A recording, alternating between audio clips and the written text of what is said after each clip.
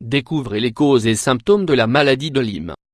En été, de nombreuses personnes profitent du beau temps pour jouir de loisirs en plein air, qu'il s'agisse d'une promenade en forêt, de quelques jours de camping ou de dîner en terrasse. Ces loisirs sont excellents pour éviter le stress et pour profiter de toute la famille. Mais le problème c'est qu'ils nous exposent au risque d'être contaminés par la maladie de Lyme, un type d'infection transmis par les tiques. Ces dernières années, les autorités de santé ont pris la mesure du problème, et commencent à avertir la population sur les risques des tiques sur la santé humaine, comme ceux provoqués par les conséquences de la maladie de Lyme, par exemple. Cependant, il est très important de s'informer par soi-même sur ce sujet, et de faire tout son possible pour éviter de s'exposer à ce risque. Qu'est-ce que la maladie de Lyme? La maladie de Lyme est une pathologie infectieuse provoquée par un germe appelé Spirocheta, qui se trouve principalement dans les Ixodes scapularis, plus précisément connu sous le nom de tique. Elle se trouve principalement dans le centre-nord et le nord-est des États-Unis.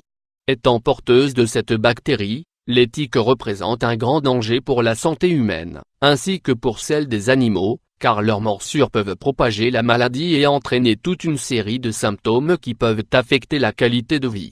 Les principaux cas de la maladie de Lyme ont été découverts aux États-Unis. Cependant, le risque n'existe pas qu'en Amérique du Nord, car les populations d'Europe, d'Asie et d'Australie peuvent également être concernées par les tiques. Les symptômes: piqûre de puce 500 x 280. L'un des premiers signes de la maladie de Lyme est une poussée d'urticaire, qui apparaît entre 3 et 30 jours après la morsure de la tique. En règle générale, l'urticaire se manifeste à l'endroit de la morsure de la tique, où se produit une rougeur qui peut s'étendre sur la peau. Parmi les autres symptômes qui peuvent apparaître suite à la morsure de la tique, on retrouve de la fièvre, des frissons, des maux de tête, de la fatigue, des douleurs articulaires et musculaires. Même si c'est extrêmement rare, dans ces premières étapes, la maladie peut se propager jusqu'au cœur et au système nerveux. Si cela se produit, la personne peut expérimenter des symptômes comme des battements de cœur très lents et irréguliers, une paralysie faciale de Bell, des fourmillements dans les bras et dans les jambes, ainsi qu'un gonflement des membranes qui entourent le cerveau. Que se passe-t-il lorsque la maladie de Lyme progresse? Si les premiers symptômes de la maladie de Lyme sont ignorés, et qu'aucun traitement n'est mis en place, la bactérie peut s'étendre dans d'autres parties du corps. Les symptômes peuvent alors très rapidement s'aggraver. Cet exercice pour soulager est l'arthrite des mains 500 x 334. Lorsque la maladie a atteint un stade avancé, la personne qui souffre de ce problème peut commencer à expérimenter de l'arthrite, articulations douloureuses et gonflées, et des problèmes du système nerveux. Dans le cas de l'arthrite, elle affecte très souvent les genoux, et n'atteint que rarement d'autres articulations. Il est peu fréquent que la maladie continue de progresser, une fois parvenue à ce stade. Cependant, si cela se produit, les symptômes suivants peuvent être expérimentés: des problèmes de concentration, des sautes d'humeur, des troubles du sommeil, des pertes de mémoire, de la faiblesse musculaire. Qui peut souffrir de la maladie de Lyme?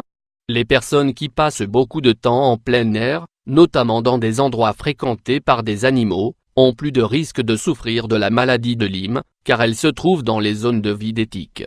En règle générale, les tiques se situent dans la partie supérieure des herbages et dans les arbustes bas, dans le but de pouvoir atteindre plus facilement le corps d'un humain ou d'un animal.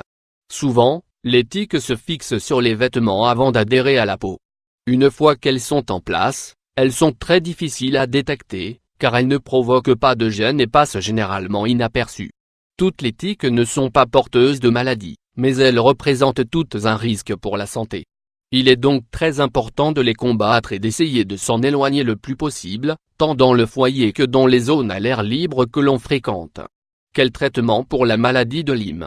Lorsque la maladie de Lyme est diagnostiquée, un traitement antibiotique est prescrit pendant 14 à 30 jours. Si la maladie en est encore à ses débuts, il est fort possible que les symptômes disparaissent en peu de temps. Si, au contraire, la maladie progresse, le traitement antibiotique sera certainement prolongé, et il est fort probable qu'il soit administré directement par intraveineuse.